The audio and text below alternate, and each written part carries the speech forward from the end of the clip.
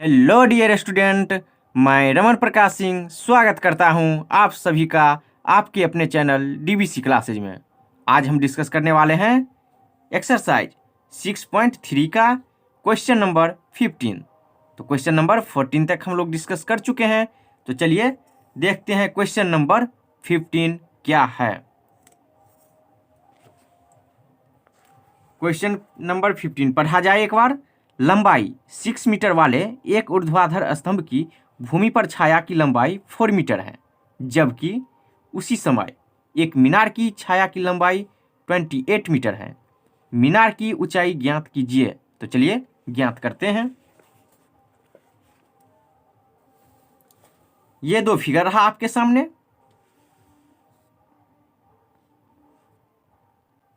एक एबीसी का और एक LMN जो हम मान लिए हैं। ये रहा क्या, ऊर्ध्वाधर स्तंभ है ये।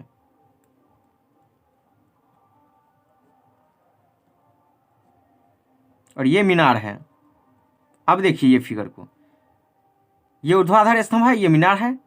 इसका कुछ लंबाई दिया हुआ है, यानी हाइट कितना है 6 मीटर। और ये छाया दिया हुआ है इसका कितना 4 मीटर। तो छाया कहाँ बनता है, जमीन पे। यहाँ से लाइट मारिए तो इसका छाया कहाँ बन जाएगा, जमीन पे बनेगा। और ये मीनार है, इसमें क्या दिया हुआ है, छाया की लंबाई 28 मीटर। तो ये दिया हुआ है मुझे 28 मीटर। हाइट मुझे नहीं दिया हुआ है, तो हाइट मुझे फाइंड करना है। अब देखिए हम मान लेते हैं कि सन मेरा कहीं ना कहीं यहाँ पे है। चलिए ये रहा सन, ये लाइट दे रहा है, दोनों पे देगा।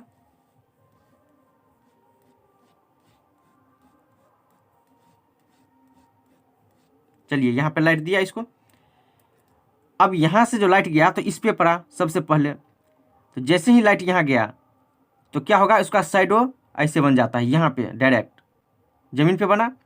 तो जहाँ जमीन पे बना है तो हम ए को और सी को मिला दिए हैं। कहीं ना कहीं तो ये खत्म हो गया होगा ना छाया। ऐसा तो नहीं था कि छाया बढ़ते गया बढ़ते गया बढ़ते गया, कहीं फिक्स हुआ होगा। तो जो कहीं फिक्स हुआ है जहाँ एंड, तो एंडिंग छाया का जो पॉइंट है उसको हम ए से मिला दिए हैं, ये जो स्तंभ है उसको और इससे। उस तरह से मीनार का हाइट ये, और ये छाया की लंबाई जो दिया हुआ है 28 मीटर, तो उसको हम एल से मिला दिए। तो अब ये एक ट्रायंगल का शेप देख रहा है। तो चलिए जो कुछ दिया हुआ है सबसे पहले वो हम लिखते हैं। तो छाया का देखिए ये जो एंगल है, एंगल सी और एन, ये किस पे डिपेंड करेगा, ये जो मेरा सन है उस पर। क्यों, देखिए अभी यहाँ पे है तो मान लिए कि एंगल इतना है। सन कहीं यहाँ चला गया तो एंगल क्या होगा, और ऐसे आ जाएगा, ये जो है कम होते जाएगा छाया की लंबाई। सन को यहाँ टॉप पर रख दीजिए। जैसे ही सन यहाँ टॉप पे गया तो ये क्या हो जाएगा, सन यहाँ पड़ा और यहाँ, तो यहाँ छाया नहीं बनता है इस केस में जब टॉप पर रहता है। तो ये डिपेंड करेगा किस पे, ये सन पे। सन के किस पे, एंगुलर एलिवेशन ऑफ द सन, यानी इसका कोणीय ऊंचाई पे। तो चलिए जो कुछ दिया हुआ है सबसे पहले उसको हम लिख लेते हैं। दिया गया है, क्या दिया हुआ है, ऊर्ध्वाधर स्तंभ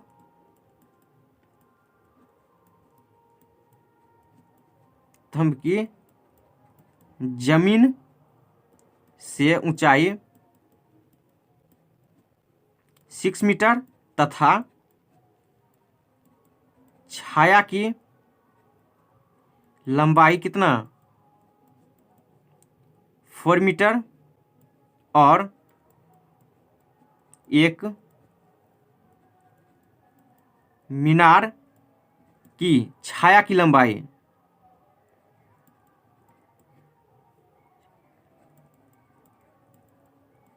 कितना दिया हुआ है 28 मीटर है। अब मुझे इसमें क्या फाइंड करना है, हाइट। तो इसलिए मीनार की ऊंचाई इक्वल टू व्हाट, इसीलिए नहीं दिए। चलिए मीनार की ऊंचाई केवल रहने दीजिए, कैंसिल कर दी। मीनार की ऊंचाई मुझे फाइंड करना है, ये हाइट। तो देखिए ये जमीन है और ये छाया के हाथ जमीन पर बन रहा है, और ये हाइट जो है ऊर्ध्वाधर स्तंभ, ये क्या है, सीधा रहेगा। तो यहाँ 90 डिग्री का कोण बन रहा है जो हमें दिख रहा है। और ये जो एंगल सी है और ये एंगल एन वो इक्वल होगा। रीज़न ये सन रहा, जैसे टॉप पे गया छाया नहीं बना, यहाँ आ जाएगा मान लीजिए यहाँ पे, तो छाया की लंबाई और थोड़ा सा बड़ा हो जाएगा। तो ये भी थोड़ा सा और बड़ा हो जाएगा, लेकिन क्या एंगल चेंज होगा? नहीं, एंगल चेंज नहीं होगा। तो यहाँ लिख देते हैं ट्रायंगल ए बी सी। चलिए ट्रायंगल ए बी सी में चलिए, और एल एम एन में, और ट्रायंगल एल एम एन में देखिए साइड का रेशियो इक्वल करते हैं जब यह सिमिलर रहता है तब। तो एंगल से यह तो सिमिलर हो गया, तो अब यह क्या हो जाएगा? साइड का रेशियो मुझे इक्वल करना है। तो सबसे पहले देखिए एंगल बी इक्वल टू किसके है? एंगल एम के। Angle C equal to angle N के। ये एंगल क्राइटेरिया से क्या हो जाएगा? ये फिगर सिमिलर हो जाएगा। तो जैसे ही सिमिलर हो गया तो हम क्या करेंगे? इसको हम रेशियो इक्वल करेंगे। किसका? ए बी, ये जो ऊर्ध्वाधर स्तंभ है वो मीनार के हाइट से, ये छाया को इस छाया से, और ये ए सी को ए सी से। जो एंगल मुझे दिया हो रहता है उसके अपोजिट का जो ये साइड होता है उसका रेशियो हम लिखते हैं। तो क्या हो जाएगा? बी जो 90 डिग्री है उसके सामने का क्या है? ए सी बाई एल एन, ऐसे लिखाता है। तो चलिए लिख देते हैं। इसीलिए तो ये तो दिया हुआ है 90 डिग्री दिया है। ये भी कितना ये हो जाएगा? ये किस पे डिपेंड करेगा? एंगुलर एलिवेशन ऑफ द सन। ये रीजन सन के कारण हो रहा है एंगल इक्वल।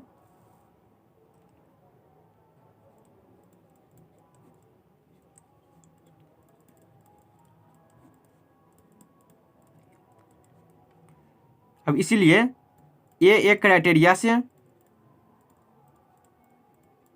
ये दोनों क्या हो रहा है? ट्रायंगल ए बी सी और triangle L M N. L M N, ये एल एम एन क्या हो रहा है? सिमिलर हो रहा है। जैसे ही सिमिलर हो गया तो साइड का रेशियो इक्वल। तो A B by L M equal to B C by M N. A B by L M, B C by M N equal to A C by L N. ये A C by L N. चलिए ये N है। अब देखिए A B B C और इसमें हमें खोजना है क्या? देखिए ए सी और एल एन ये मुझे नहीं दिया हुआ है, तो ये इसको साइड कर दीजिए। तो इस दोनों में चलिए ए बी कितना दिया हुआ है?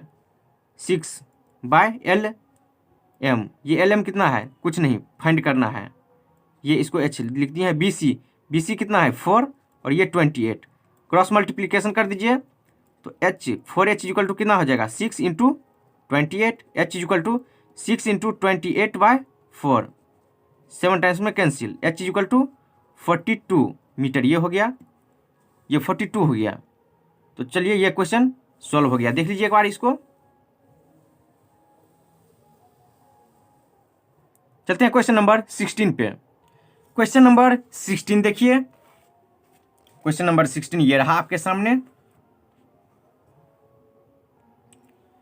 एडी और पीएम त्रिभुजों एबीसी और पीक्यूआर की क्रमशः माध्यिकाएं हैं, जबकि ट्रायंगल एबीसी सिमिलर है ट्रायंगल पीक्यूआर के। तो सिद्ध कीजिए कि A B by P Q is equal to है A D by P M के। तो चलिए सिद्ध करते हैं। क्वेश्चन आपको दिख रहा होगा। तो चलिए अब तो हम ट्रायंगल बनाते हैं। कौन सा ट्रायंगल? ए बी सी और पी क्यू आर का।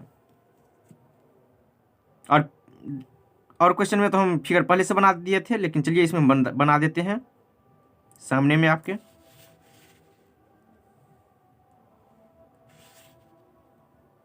ये ट्रायंगल रहा ए बी सी का। चलिए ए बी और ये सी रहा, और माध्यिका क्या है? ए डी और पी एम। तो इसके लिए ए से हम एक लाइन खींच दिए यहाँ पे, ये हो गया डी पॉइंट, ये माध्यिका हो गया। चलिए अब पी क्यू आर का खींचिए ट्रायंगल।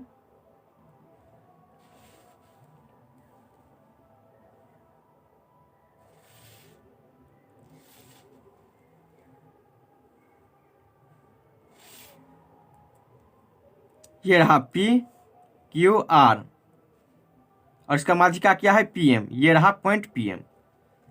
तो चलिए देखिए क्या कर रहा है? ए बी सी सिमिलर है ट्रायंगल किसके? P Q R. A B C similar है ट्रायंगल किसके? पी क्यू आर के। तो अब प्रूफ करना है क्या, A B by P Q, A B by P Q equal to A D by P M, A D by P M, ये मुझे प्रूफ करना है। तो चलिए प्रूफ करते हैं, कंटिन्यू करते हैं इसको। सबसे पहले दिया क्या क्या हुआ है वही लिखते हैं हम। दिया हुआ है,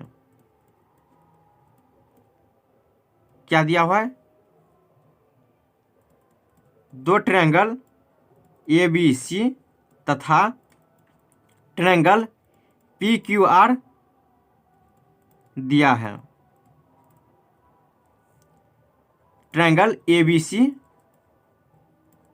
का माध्यिका क्या है, ए डी, तथा ट्रायंगल पी क्यू आर का माध्यिका, इसका मीडियन क्या है, पी एम, माध्यिका को मीडियन बोलते हैं। चलिए ये दिया हुआ है, और कुछ दिया हुआ है, हाँ दिया हुआ है triangle A B C similar है ट्रायंगल पी क्यू आर के। तो यहाँ दिया हुआ है triangle A B C similar है किसके, ट्रायंगल पी क्यू आर के, ये दिया हुआ है। तो मुझे प्रूफ क्या करना है, A B by P Q, A D by P M. चलिए लिख देते हैं, सिद्ध करना है A B by P Q is equal to A D by P M, यह मुझे प्रूफ करना है जो क्वेश्चन में दिया हुआ है। चलिए कंटिन्यू करते हैं, प्रूव डैट। चलिए इसमें किसमें, ट्रायंगल ए बी सी और ट्रायंगल पी क्यू आर में, क्यों, क्योंकि ये तो बोल रहा है सिमिलर है, तो इसी ट्रायंगल में चलते हैं। ट्रायंगल ए बी सी और ट्रायंगल पी क्यू आर में, यहाँ ट्रायंगल ए बी सी और ट्रायंगल पी क्यू आर में। चलिए इसमें क्या दिया हुआ है, ए बी सी और पी क्यू आर में ये बोल रहा है ये और ये दोनों क्या है, सिमिलर। तो जैसे ही सिमिलर रहा तो हम लोग के दिमाग में एक घंटी बज जाता है, क्या, ये सिमिलर रहा तो इसका एंगल क्या हो जाता है, एंगल भी सेम होता है। तो ये जितना एंगल रहेगा उतना ही ये होगा, यानी ये जितना उसके करस्पॉन्डिंग क्या होगा, ये क्यू उतना ही होगा, जितना सी तो उतना आर होगा, और जितना ए उतना ही डिग्री का ये पी होगा। उसके करस्पॉन्डिंग साइड का रेशियो क्या होता है, जैसे इक्वल होता है करस्पॉन्डिंग साइड का रेशियो, तो एंगल क्या हो जाता है, उसके करस्पॉन्डिंग सेम होता है दूसरे ट्रायंगल में। चलिए ये रहा, तो इस तरह से हम क्या लिख सकते हैं, एंगल ए किसके इक्वल है, एंगल पी के, एंगल बी किसके, एंगल क्यू के, और एंगल आर किसके, सी के equal, angle C equal to angle R, ये होगा। तो यहां तो एंगल क्या होगा, सेम हो गया। अब साइड का रेशियो निकालते हैं, तो साइड का रेशियो कैसे निकलता है, एंगल सी ये कुछ डिग्री दिया हुआ है, इसके सामने का ये जो रहा ए बी, यानी इसका करस्पॉन्डिंग अपोजिट क्या है, ए बी बाय ये आर, ये दोनों तो सेम है, तो सेम के सामने यानी पी क्यू, तो यहाँ A B by P Q होगा सीपीसीटी से। तो चलिए अब बी रहा, तो बी के सामने कौन सा है, ए सी, और क्यू के सामने पी आर, तो A C by P R, और बच क्या गया कौन सा, B C by Q R. चलिए इसको लिख दिया ऐसे ही, B C by Q R. चलिए इसको हम इक्वेशन कुछ नाम दे देते हैं, ये हम कह दिए इसको। चलिए अब इसमें देखिए, इस फिगर में डी जो है बी सी का माध्यिका है, तो जैसे ही माध्यिका रहता है तो कट कहाँ पे करता है, मिड पॉइंट पे, यहाँ। तो लिख देते हैं चूंकि डी जो है बी सी का माध्यिका है, तो इसीलिए क्या हो जाएगा, बी डी जो मेरा हो जाएगा 1/2 बी सी, यानी बी सी बाई 2, ये जो बी सी है यहाँ बी सी का आधा हो जाएगा, तो ये बी सी बाई 2 हो गया। और ये देखिए ये एम जो है ये भी तो मिड पॉइंट है किसके, क्यू आर का। तो यहां लिखते हैं तथा एम क्या है, किसका माध्यिका है, एम क्यू आर का माध्यिका है।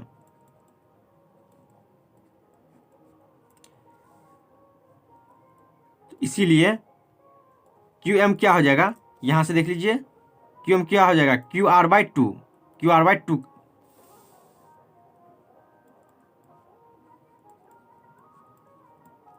चलिए अब चलते हैं समीकरण ए से, ये जो मेरा ए है अभी, यहाँ देखिए। चलिए सबसे पहले हम इसको लिख देते हैं, A B by P Q is equal to A C by P R is equal to B C by Q R.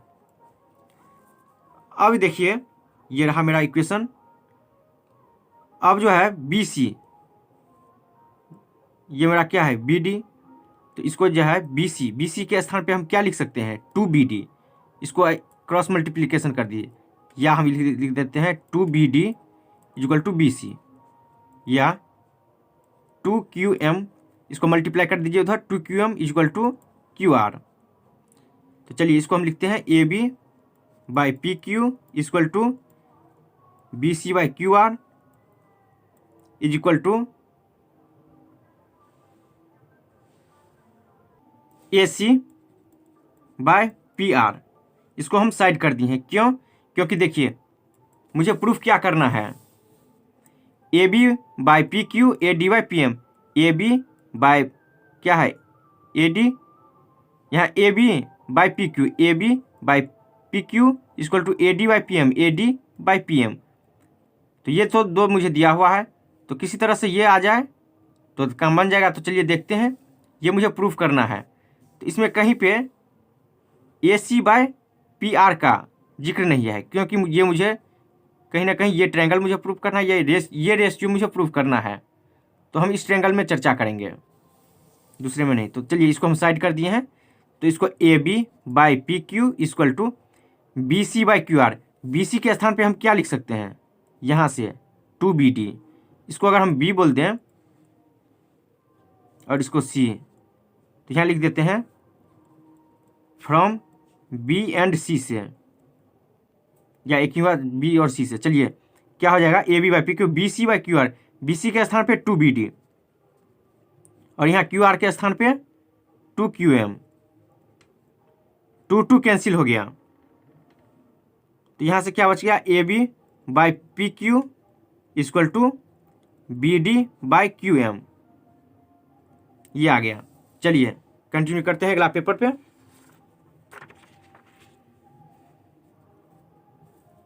चलिए अब यहाँ रेशियो देखिए, A B by P Q, चलिए डायग्राम रहा यहाँ पे, A B by P Q किसके equal है, B D by Q M, B D by Q M. और एक एंगल मुझे दिया हुआ है, ये एंगल इक्वल है। तो चलिए अब ट्रायंगल ए बी डी तथा ट्रायंगल पी क्यू एम में रेशियो क्या है, A B by P Q is equal to क्या है,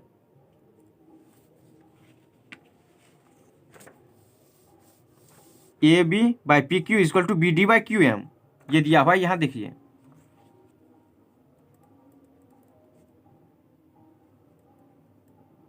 ये दो साइड का रेशियो, यहाँ हम जो लिखे हैं A B by P Q equal to B D by Q M, ये दो साइड का रेशियो दिया हुआ है। तो रेशियो जैसे ही साइड का रेशियो मुझे दिया रहता है, तो इसका क्या मतलब होता है, ए बी इसके इक्वल है, बी डी इसके इक्वल है, और यहाँ एंगल इक्वल है। तो साइड एंगल साइड से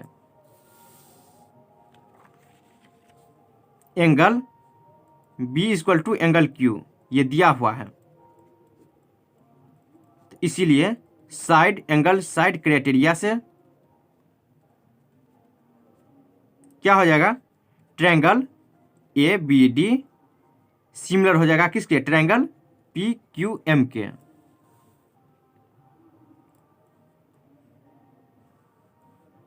तो ये सिमिलर हो गया यहाँ से, और जैसे ही सिमिलर हो गया तो ये हो जाएगा क्या, इसका जो रेशियो होगा साइड का रेशियो वो इक्वल हो जाएगा। तो साइड का रेशियो इक्वल होगा, तो यहाँ देखिए, चलिए फिगर में आ गए हैं। साइड का ratio equal A B by P Q, तो A B by P Q is equal to B D by Q M is equal to A D by P M. ये रहा, ये आ गया साइड का रेशियो। लेकिन मुझे क्या है, सिद्ध करना है क्या, A B by P Q A D by P M, A B by P Q A D by P M. तो चलिए इसको हम साइड कर देते हैं यहाँ से, क्योंकि ये इसके इक्वल ये इसके इक्वल, तो ये इसके इक्वल होगा। तो A B by P Q equal to A D by P M, यही मुझे लाना था, ये प्रूफ हो गया। चलिए देख लीजिए एक बार इसको।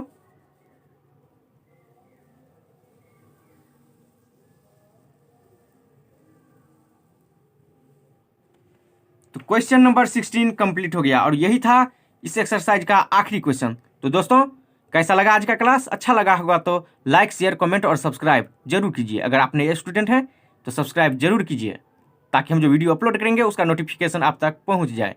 धन्यवाद। अब चलते हैं एक्सरसाइज 6.4 में, लेकिन इस वीडियो में नहीं। धन्यवाद।